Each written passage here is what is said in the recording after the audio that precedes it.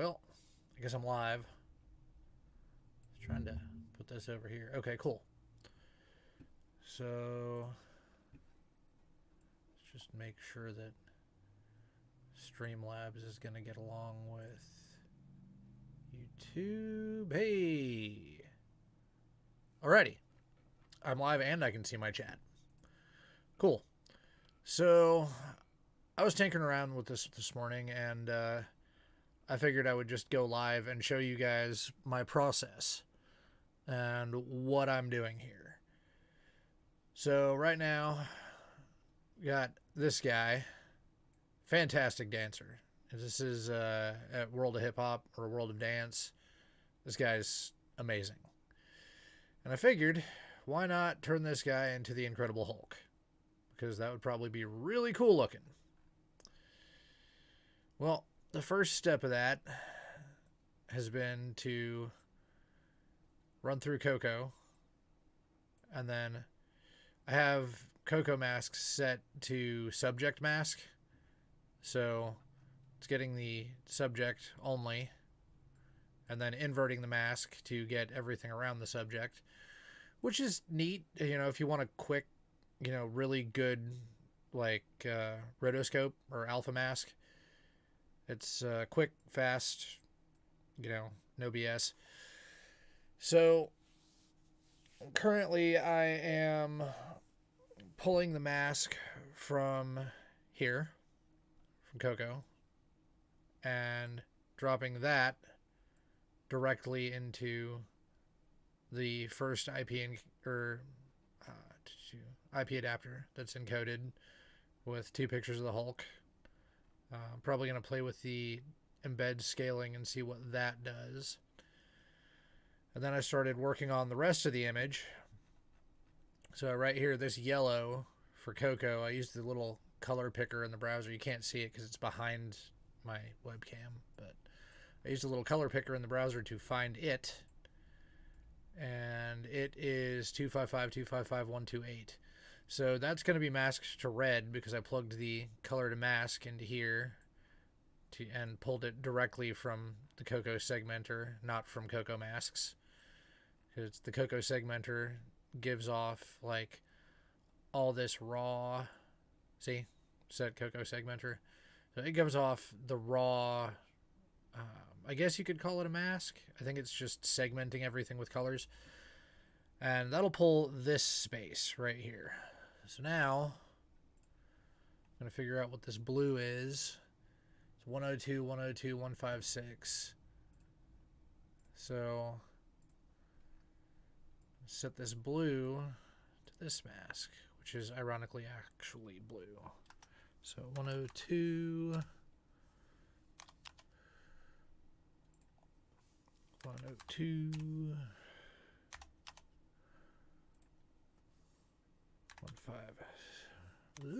156. So there's no need for a threshold of 50. Like if you were depth masking, you don't need a threshold with this because these colors are going to stay the same from Coco. So that grabs from Coco. That pulls only this odd shade of, it's hard to tell if that's blue or purple. But I'm pretty sure it's a blue. Like it's just getting real close to being purple there. So that's pulling that. And I haven't decided what I want for that yet. Let's say firestorms. So type in blue to get the blue mask. All right, cool. Now for the purple. That is a fairly deep purple. No, it's not working again. Reload. Come on, color picker. Come on, color picker. Oh, dang it. Sometimes it doesn't want to work. You gotta turn off. See, this is color picker eyedropper. I can't zoom in on it, but that's what it's called. Sometimes you gotta disable and re-enable it to get it to work again. It's a bit of a pain, but it works pretty good. It's better than having to go into Paint. So this is 9636108. Cool. So that would be green.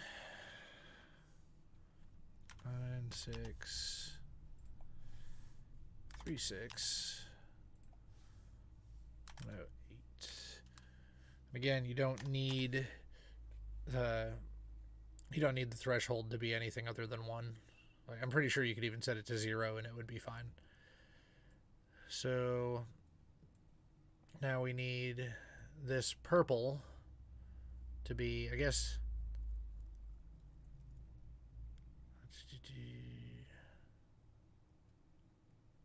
I've got both of those backgrounds set to like this metallic city in a firestorm, which is going to be really cool looking, probably. So the ground, this is going to be pulling out of the green mask.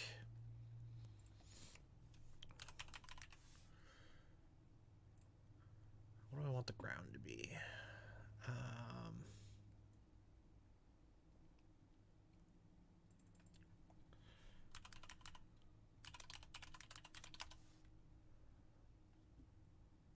Steel plates.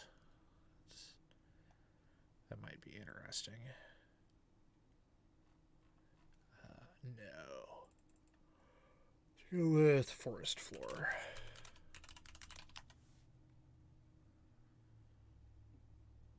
Yeah, something like that. Let's see what that looks like. If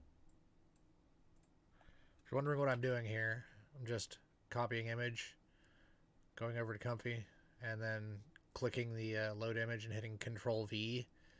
It will pop it in as a PNG. Maybe get in some of that. Yeah, that could be. It's real textured. That could end up looking pretty weird. So right now, all of these are on V only, and they're all on 1 to 1 to 1 to 1 to 1. I haven't added in any noise because I haven't really needed to. I'm not sure. I'm pretty sure that's just a result of the new IP adapter. This thing's pulling a noise map, or not a noise map, a depth map, pulling images of the depth map so that I can do the same thing with the depth map. But right now I don't need to do anything with the depth map, so that's kind of redundant. In fact, I can just turn it off. I don't even know where is it? Oh, control net image dump. There it is. I can just turn that off. There's no need for it. So this is under 48 frames because this is at 24 FPS. It's 1280 by 720 normally. So I cut that down to 512 by 896. I don't know if that's going to be good, but should be okay for images. Let's get it going. Now this should start masking out everything properly and dropping out video combines. Yep, there it goes. There's that chunk. There's the other chunk. Give me the floor. There's the floor. All right. And as I said before, I used Cocoa directly, this little Cocoa mask, to pull the character.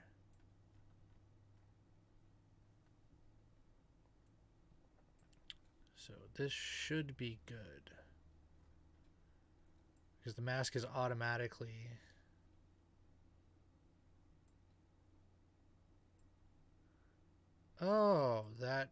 I'm not pulling the alpha mask right now. Well, that could be a problem.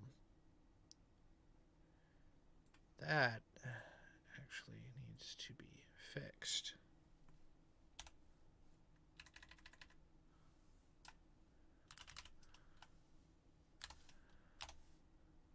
I need to know that that is the alpha for Cocoa.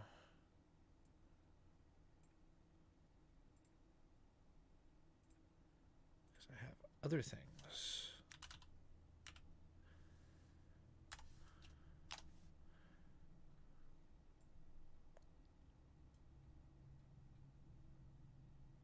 Need to know that that is the mask coming out of Coco. That would kind of explain the crappy quality here. No, dang it, I didn't want to save that. This original run is not doing so good with the character. It's kind of a mess. But that's also probably resolution. So we'll see here in a second when this finishes up. It's already at the custom sampler. It's hitting, let's see, 25 iterations per second. Or 25 seconds to iteration. Which is not bad. Not bad, not bad.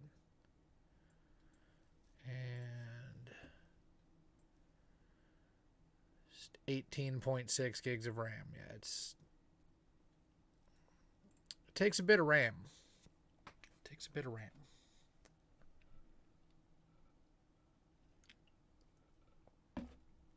This is kind of, I guess you could call it 4090 workflow. But you can always rent time on like a 4090 GPU. I think it's like $1 something an hour. It's not particularly expensive. Just run this workflow. There are multiple places where I'm pretty sure you can run this workflow for free.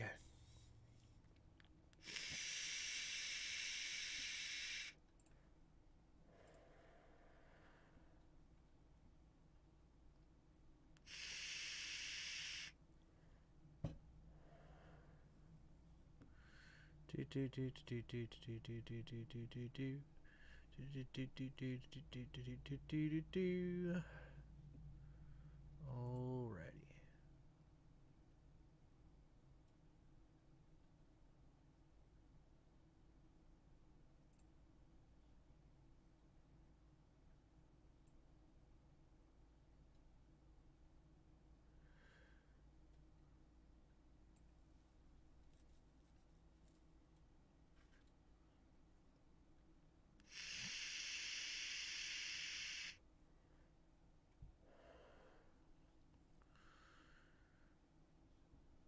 No chats? Nobody watching?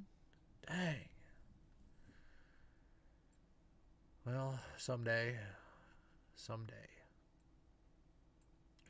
Let's just see how this comes out for now. Also, before I forget,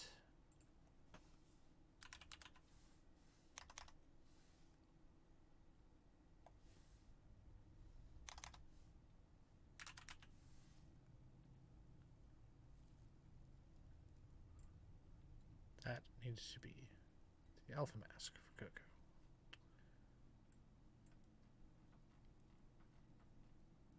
Oh, yeah.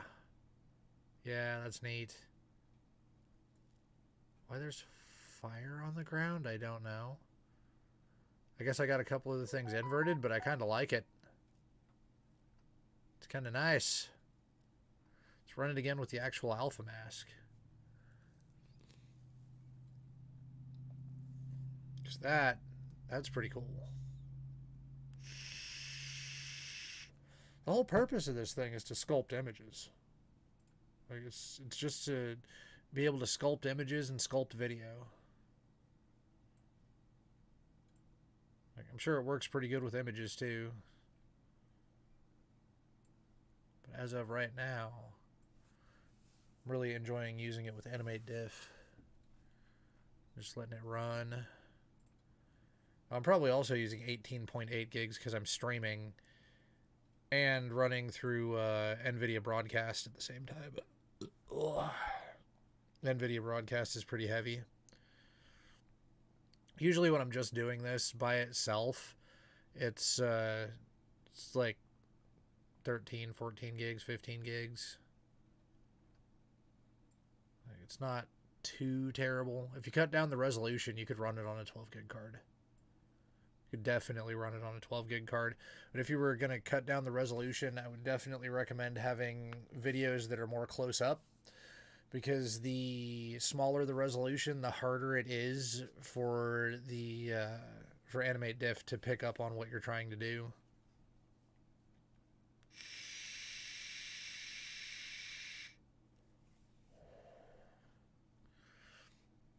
Let's see here. This is the part of the video. I don't know if I can. I don't know if he's there at that part of the video.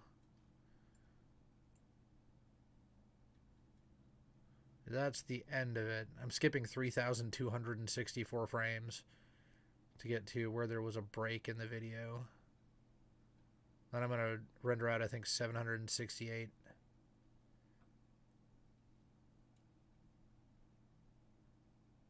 This is where it starts.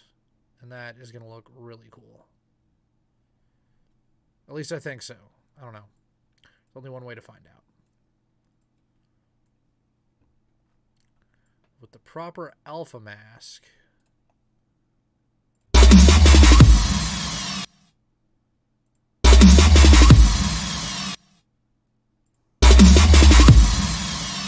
those are some hard lines from the IP adapters. That's fine. Turn them down a little bit for the next run. It seems like Mateo has made them more powerful. More powerful.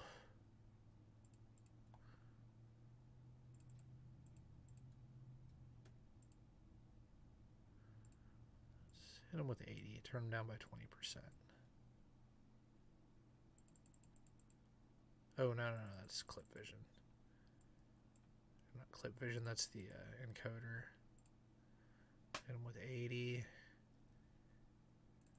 Hit you with 90. See what this do. Yeah, this is probably my favorite workflow right now, just because of the shape mask and some of the things that you can do with it. Like, after I run this, I might port the shape mask into the background and add some growth to it so it grows, and see what that does. Because I didn't do all of this math crap for nothing. It does, in fact, match whatever resolution you set it at, which is really cool. So just auto shape masks whatever you want it to mask. And if it's not doing it, you can always just move it. It's got left and right controls. Pretty neat. Ugh. Let's see what it came up with. How did the alpha mask do? The alpha mask helped. Still a little bit of a mess.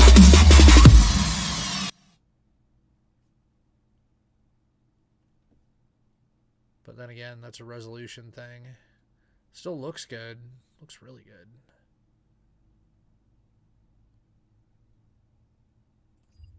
Yeah, looks really good. All right. The IP adapters turned down a little bit. Might add a little bit of noise in here to say the image with the black background, which would be the top. Add some Gaussian noise to it. Just 10. Tiny bit of blur.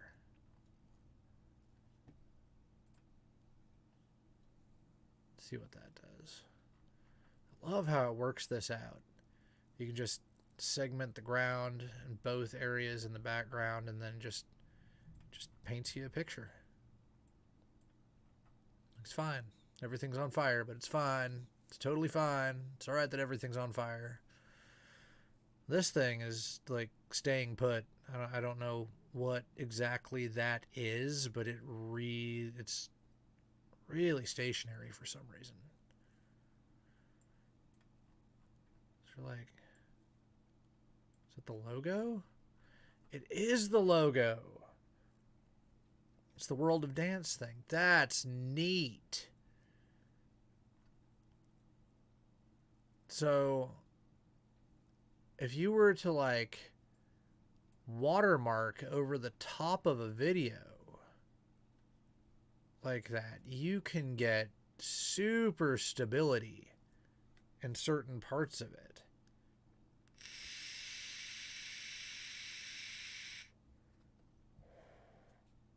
Like you could even have like a frame around the video. That would be freaking neat. I wonder how to go about that. Like how would you take that watermark around the edges of a video to make a frame and then like render it out? Make it seem like a picture. You know, like a moving picture. I guess it's almost redundant because you can do that in Resolve, but it's still a neat idea. Still a neat idea.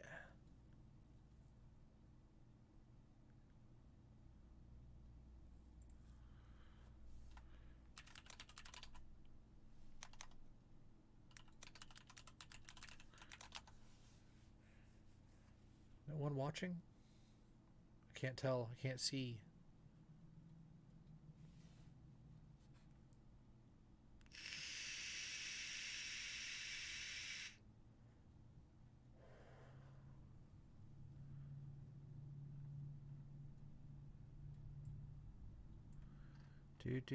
Do 63%. 23. Still not bad.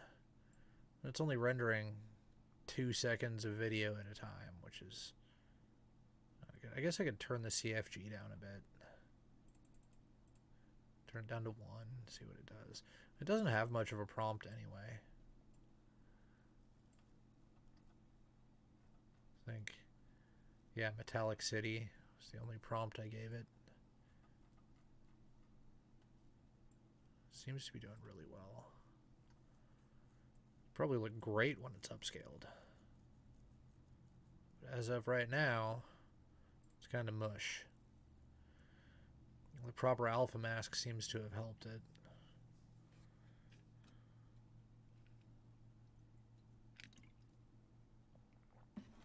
Open pose is probably going to get very confused with this movement. It's a very confusing movement.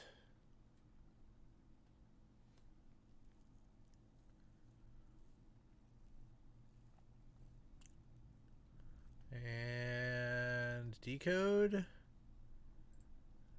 Decode's hitting 20.6. But that's kind of normal for decode. Yeah, there went some of those hard lines. Looks better now. It's a little more fitting, a little more popping in and out good. Anyway, just figured I would show you guys my process.